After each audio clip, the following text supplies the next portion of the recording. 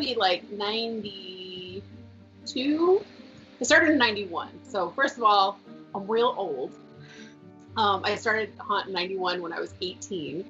And my first maze was in Bates Motel, and that was super fun. And I was a one-armed man, so I had, like, my character was very, like, I literally was stuck to a wall, and then I would just come apart and scare people and be like, oh, my arm's still on the wall. Okay, so it was a thing. So the next year they did, it became Mother Noose's Scary Tales, and that's over in the Wilderness Dance Hall. And I was Jack Sprat's wife. So it was all these, like, twisted fairy tales. And basically our characters were just insulting maniacs. And so we were not nice on purpose. So my husband and I, our characters were basically just to attack anybody who came into our room. And so one night, and you know how celebrities come through and they do their thing. Well, back in the day, they didn't have, like, escorts or anything. They just showed up. And so this particular night was, the celebrity du jour was Corey Feldman. And this is back in, like, the old school Michael Jackson impersonator type days. So he was wearing, like, full on wearing the hat and the shirt with the armband, and, like, the whole thing. And you're just like, oh my God, Corey Feldman. So the word spread real fast that he was in the maze. And so as soon as it got to us, we were like, all right, now's our chance to, like, make an impression on some celebrity. And he was there with his bodyguard. And so I was in you guys have you guys ever been, well, you guys have been through, I'm sure, I don't know if you've ever worked in the Wilderness Dance Hall, but there's a section where there's, like, a ramp that comes down because there's a stage. And so on one side, it's like a ramp that goes up, and then there's the stage part, and then on the other side, it's stairs. Our room had the ramp in it. So we would frequently climb on top of the railings for the ramp and make people go under us. So that was part of our gig. And so we did that, but he got really, really freaked out and wouldn't go under us. And so we jumped down, and then we chased him backwards through the maze. Because, you know, that's just what you do. And the way that worked is it went back up the ramp, and it makes, like, a little switchback, and then it goes straight. And in this part of, I think it might go down, I don't remember. Either way, the point being is we chased him backwards through the maze. And you know how in our mazes we have all these, like, little escape hallways that are basically duvetine that's just hanging down. And this particular area, it was supposed to go straight, and then you turn right to go back through the maze. But again, we're going backwards. So if you're coming through the maze, you don't realize that there's a curtain here. You just go to the left because it's open and you walk this way. Well, because we're going backwards, he didn't know where he was supposed to go. He saw this curtain and decided to run through the curtain. But right on the other side of the curtain is the back hallway. And that hallway is a wall, a brick wall. So I'm chasing Corey Feldman through a curtain, and he ran smack into a wall. So, sorry. And I don't want to be like Superman and be like, oh my God, he totally broke his, he didn't break his nose. He was shocked and he was surprised. He laughed. His security guard was not as happy about it. But we were just like, oh, damn, what just happened? And then we, you know, kind of helped him make his way to the exit. He was super panicked, and it was really a funny moment. So that's probably one of my favorite stupid haunt stories, and that happened at the very beginning of my haunt career.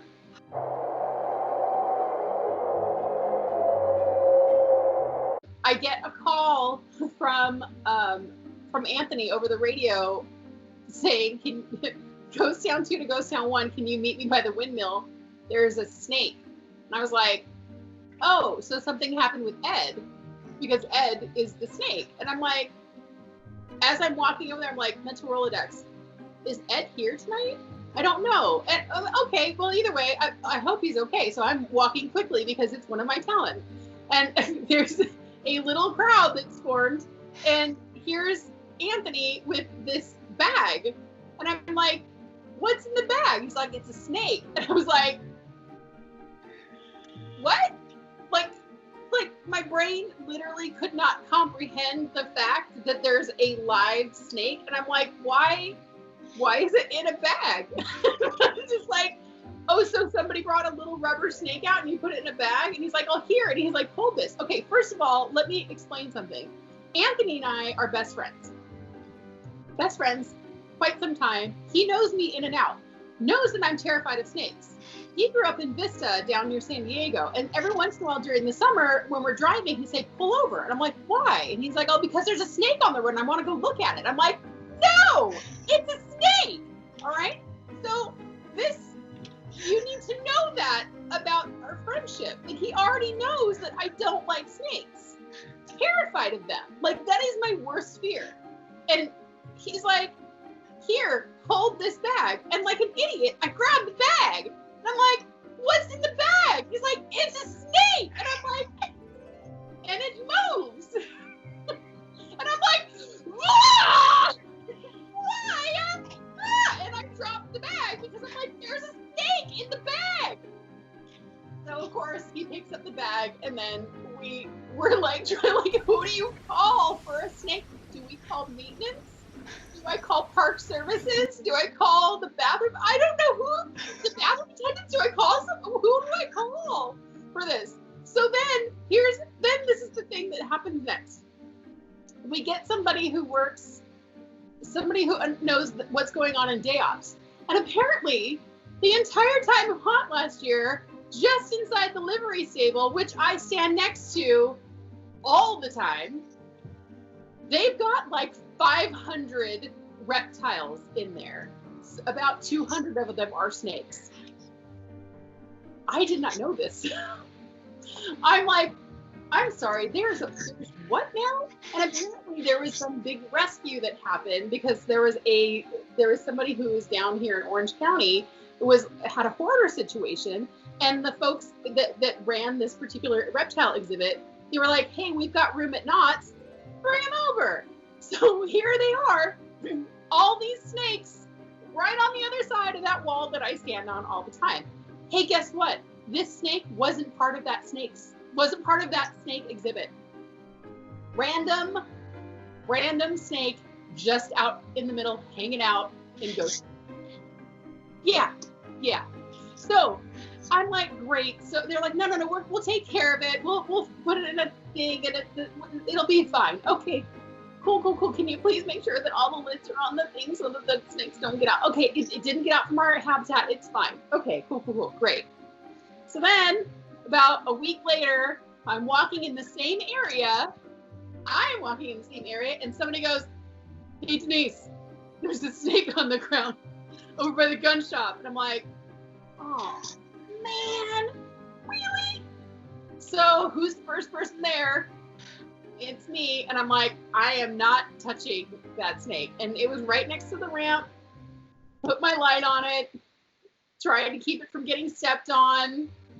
People show up, somebody scoops him up, somebody from like park services or maintenance or something. Because again, who am I supposed to call? I don't know. We don't have a protocol for that on our little thing. Please come get your snakes. And it turns out there was like a little nest or something underneath that ramp where the little baby snakes were living, and they were just coming out to say hi to me, because this is my life. Yeah, that's the thing.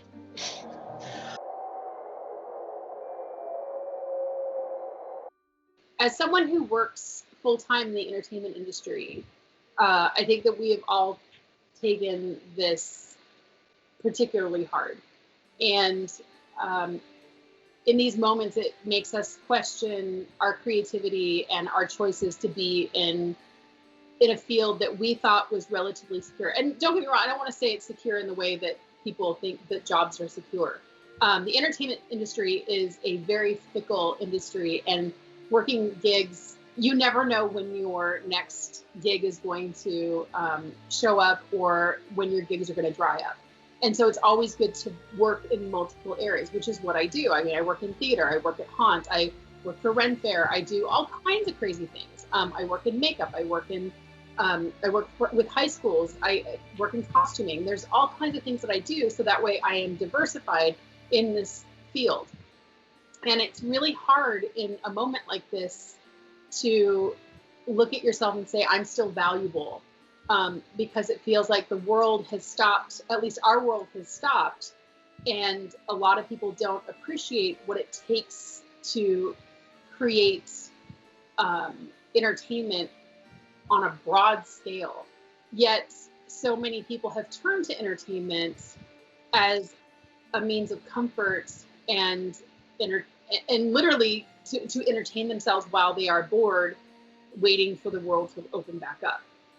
So I think what's important is that we continue to create and continue to value what it is that we bring to the table, even though we're not really able to, even though we don't have a platform to bring it to the table for a mass audience to experience right now. I have personally struggled with depression and anxiety during this time.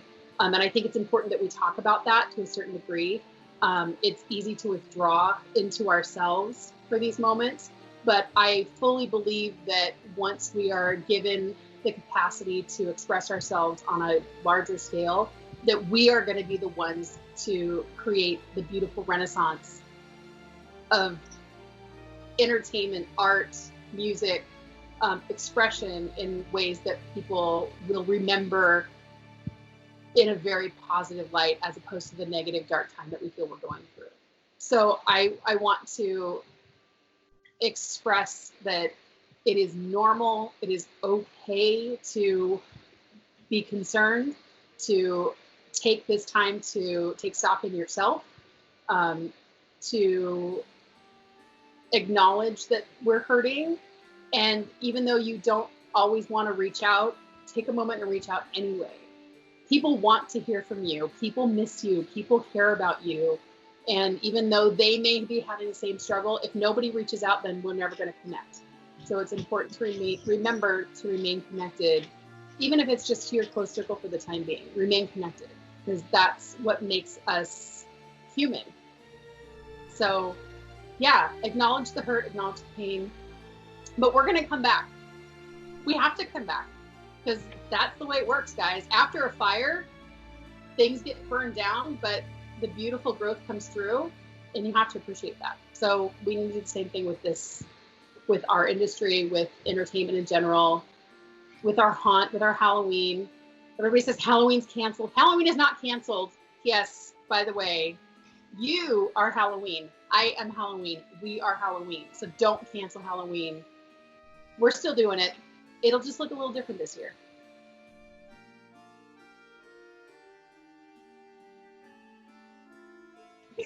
That is going to be my legacy, apparently. Even though, like, that was the only time that we did that was last year, is this whole tracking thing is last year. That will be my legacy out of all the years.